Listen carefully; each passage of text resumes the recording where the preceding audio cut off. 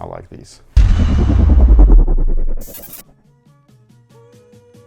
Hey, what's good guys? My name's Chris. Welcome back to the official WearTesters.com YouTube channel. And today we got a detailed look at these bad boys right here, man. This is the Under Armour Phantom 2, the Phantom and the Phantom SE. Those two are two of the most popular runners that Under Armour has created, I believe, amongst like most runners that run in Under Armour products at least. And these are the newest model. I don't know who designed this one, but like, he's sick. These look so cool, man. This is the only colorway I've seen of them, by the way, so I don't know if like other colorways make them look bad. All I know is that this one makes it look really, really cool. So first things first, the traction on these guys, look at that. No blown rubber on here. Oh, you're right. Yeah, Under Armour will use a lot of blown rubber, and they'll use it in the areas that you'll need that grip, but it's also where you need or would want durability. And instead they just went straight up rubber, heel to toe. Lots of flex screws, all that stuff, but nothing's like separated. So you're not gonna get peeling and all of that stuff. You're gonna have a nice solid surface through and through. It feels like some good rubber too. Feels nice and firm. That's what she said.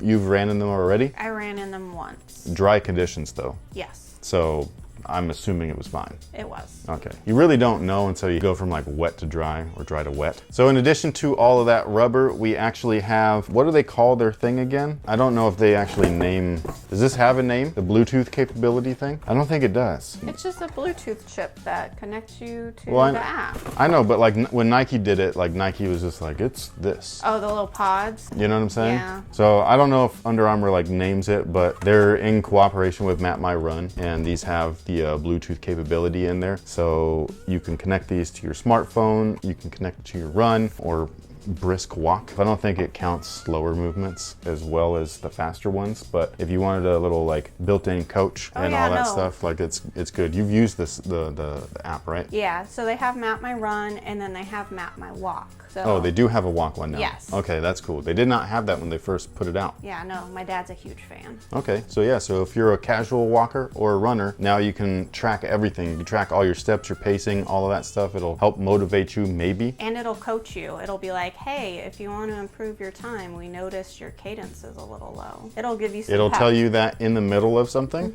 Really?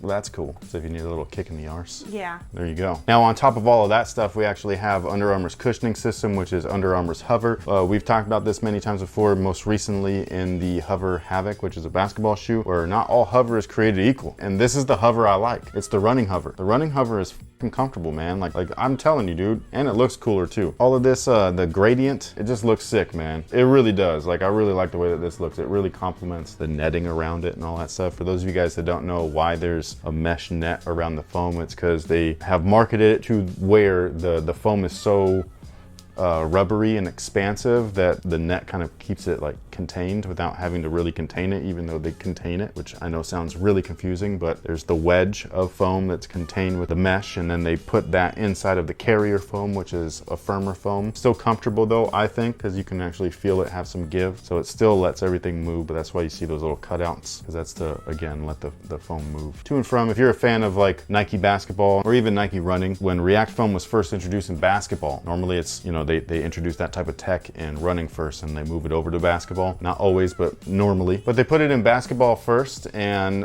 it was just too housed, too caged, and so you couldn't feel it. And then all of a sudden they put it in a running product. Was it the Infinity Run? The React Infinity? Something like that. I can't remember what it was called, but it was hella comfortable, and I was like, man, that's a way different experience. And so that's what you get with something like this compared to basketball HOVR, is that HOVR and running is super comfortable and bouncy. But they do have their variations even within the running line, because they have their different style of shoes, right? So like a speed or a tempo run, your long distance run. And each of those will have a different type of HOVR or a different concoction of HOVR, because for speed runs, what do you want? Something a little firmer? You just don't need as much.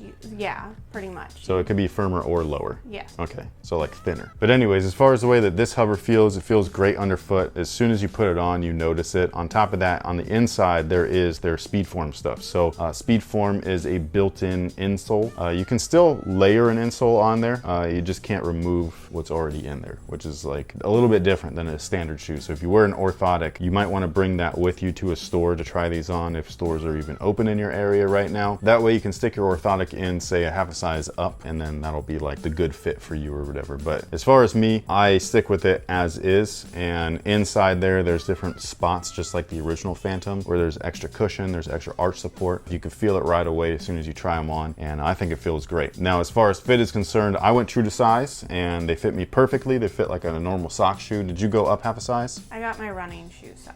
Which is a half a size up. Yes. Yeah. In my shoe size, I normally wear just like a 9. And sometimes it works for running, like the New Balance shoe just fits perfect. You win perfect. And some shoes fit a little bit more snug, like the Pegasus 37. Ugh. Yeah, really snug. Although there can be wider versions and stuff like that. What's good about something like this is they try to make it as neutral as possible. So that's why you have all that knit up front, because that's supposed to stretch with your foot. So if you have a wider foot or you need to toe splay or whatever the case may be, it's supposed to be able to accommodate that. But you would still recommend going up half a size from your casual shoe size. Yes. I don't think I'm gonna run in these because I still really like my New Balance shoe, but you'll be the one testing these, not me. Oh, and I also really like the, what are they called? I keep forgetting their name. There's the Trainer Ultimate, but the one that I like is the non-expensive one that I can't remember. I'll post a picture right here. And again, the upper on these guys is very similar to the original, but they've kind of like taken things down a little bit, which I prefer. So we still have the stretch knit up front. I actually really love the texture that's in this. It looks really cool. I don't know if you're gonna be able to see it in the video, but I absolutely love it. They have also added perforations, which is cool. So you got a lot of little airflow vents. The tongue is stretchy, but the collar right here, which I don't like these things. I don't like this. You know what I mean? The compression collar, but this one fits right underneath my ankle. So I f with this one. Like, I don't like the ones that cut my ankles and then it makes my ankles look fat and cankly. I don't like that. So I like these. These look cool. We have just a typical textile right here that's micro molded. So it's a textile, but it has a shape to it and it's got the design in there and it's cool. You also have a TPU heel counter right there, just like the original. I think that this one fits a little bit better. And it's also super clean, man. Like the way that they etch in that this is HOVR, this is a UA product. It's classy. I really like this. Look at that little logo right there. It's not all over the shoe. I mean, it's there, but it blends right in. And yeah, man, I put these heavy, dude. These are super dope. They also come with extra laces, some black ones. I prefer the white ones, actually. I just wanted to see what they look like with the black in there. I don't like the laces, though. They're a little crispy because they got this extra threading down the middle. So I would prefer, I say this all the time, but I'm not joking. Those Machina laces are bitchin'. Those things are awesome. To add to the laces, I always just pull the shoes out of the box and try to take them as they are. I will definitely be changing mine to the black laces because of that crispiness. I feel like the black laces are even crispier. Are they? Feel this. I thought maybe the black didn't have.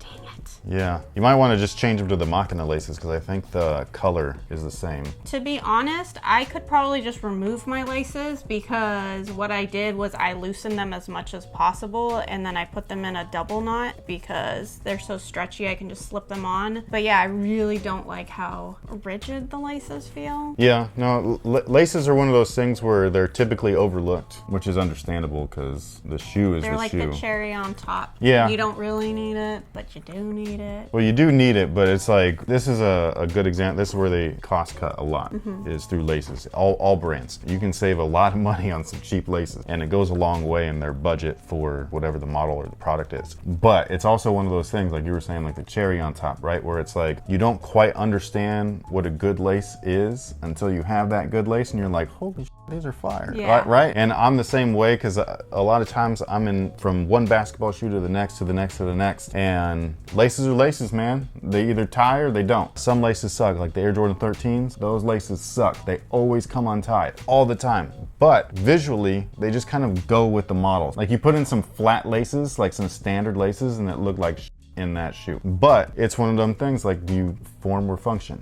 And so the Machina has this weird silky spongy lace that is like, I don't know how to explain it, man, but like, They're very plush. you just want those kind of laces. Like they are, you tie them up and you're done. Yeah. And you never have to worry about them again. You like touching them though. I do. It sounds really weird, I know, but I like touching them. Like if I needed to tie my shoelaces, I would be like, oh, my pleasure. You know what I mean? Like, but like you don't need to. It's one of those things where a good lace goes a long way, but it's a sock style shoe. So like you were saying, you probably don't even need it. Yeah, like me personally, my feet fill out the shoe very well. I have wide feet. So as long as I'm not like doing some crazy moves, like my feet are staying in here. Yeah, and even if you were doing crazy moves, I I'm mean, pretty sure they'd still stay on. well, not just that, but like if it's like a 4 foot heavy movement, like you're gonna slide it either way because it's, you know, it's a knit. Yeah. But if it's a good stability, like midfoot section, like what these have, which is the micro molded mesh area, like you're gonna be okay. So if you want to do like lifting in these, you should be good. If you want to do some cardio in these, you should be good. If you want to do hella like crazy movements and stuff, like box jumping jumps and stuff where you need some forefoot stability in there, this might have too much stretch, which is why they're running shoes and not training shoes. But this is the Under Armour Phantom 2. Thank you to Under Armour for sending these our way. We appreciate it. And anything else to add? Stay tuned. There will be an official write-up Performance review on the .com side. Yeah, WearTesters.com. A lot of the running stuff just doesn't get videos because for some reason runners read and hoopers watch. This is very true. When You know? I worked in an actual office, I never watched videos, but I would read a ton of stuff because I could sit there quietly at my desk and... Which a lot of people are not in their office right now. No, I so know. maybe we should switch it, but we're not going to for right now. So thank you so much for watching. Thanks for all the support. Let us know what you think about these down below in the comment section. And until next time, guys, have a good one.